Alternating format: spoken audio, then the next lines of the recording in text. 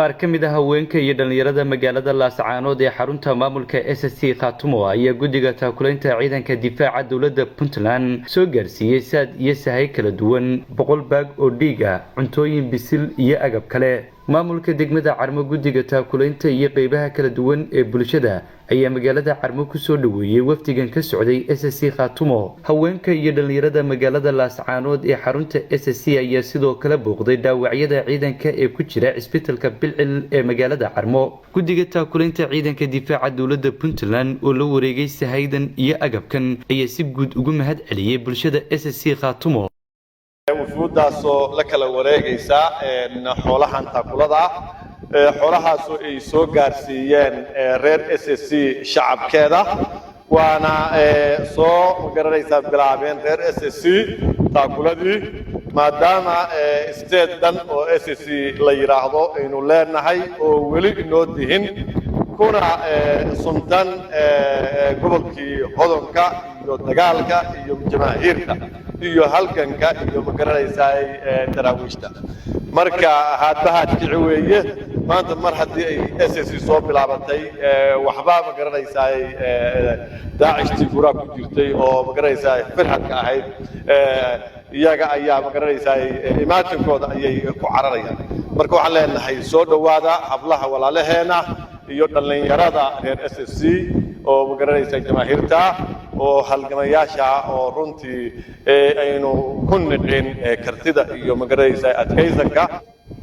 saad ogtihiin waxaan ka nimi caasimadii SSC Khaatumo ee Laascaanood bulshada reer Laascaanood ee degmada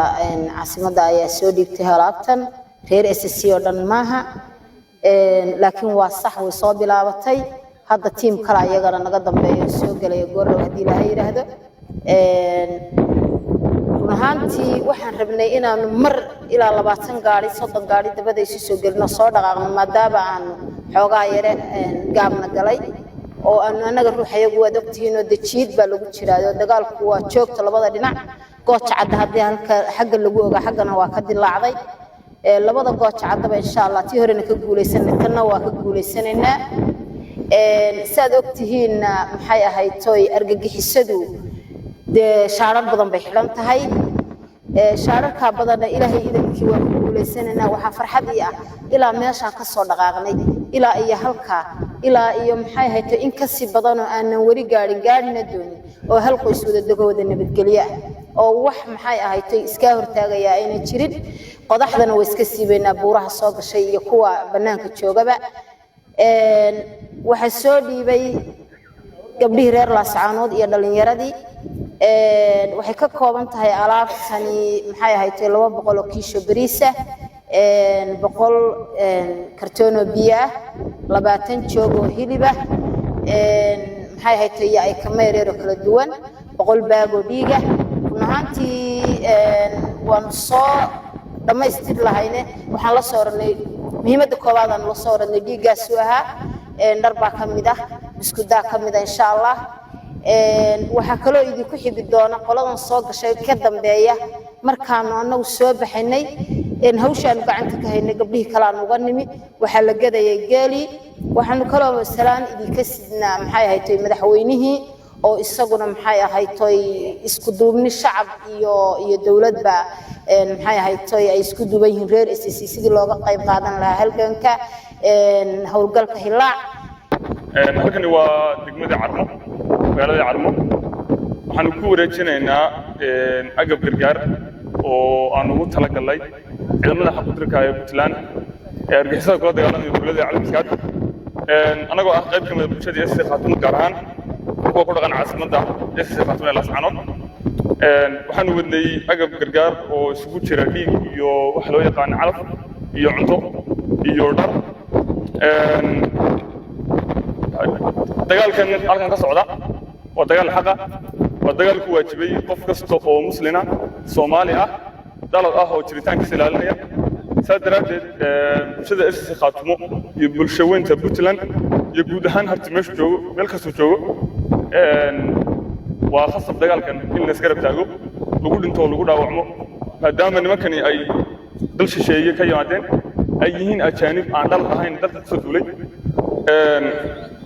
كل هذا إنه بشرة خاتمه تأنتني وين يروح كمدا وصوص عطاء حوله إنه لا وصوص عدان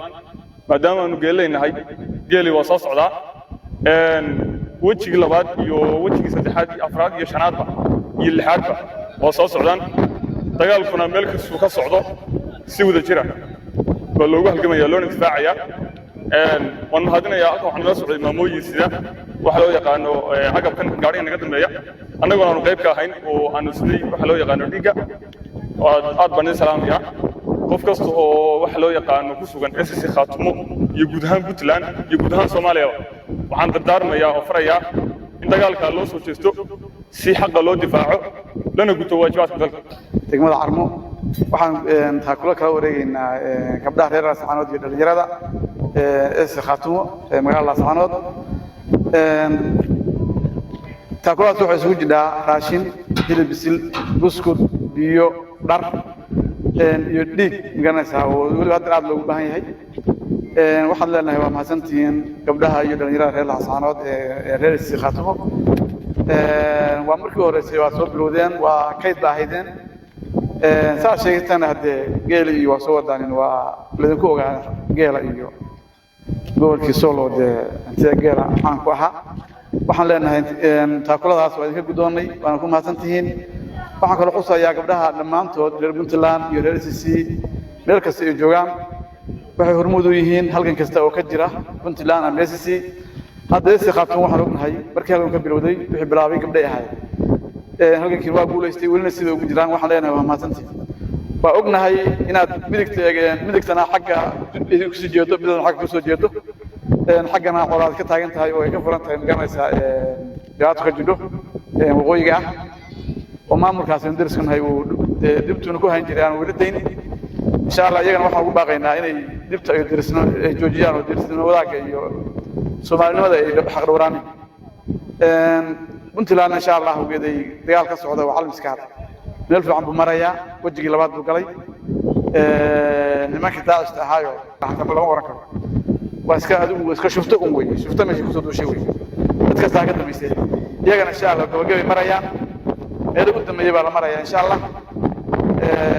إلى هذيك اسمه قولي سنتنا إذا كنا واحد لنا هيك بروح ملك ساجوك تمام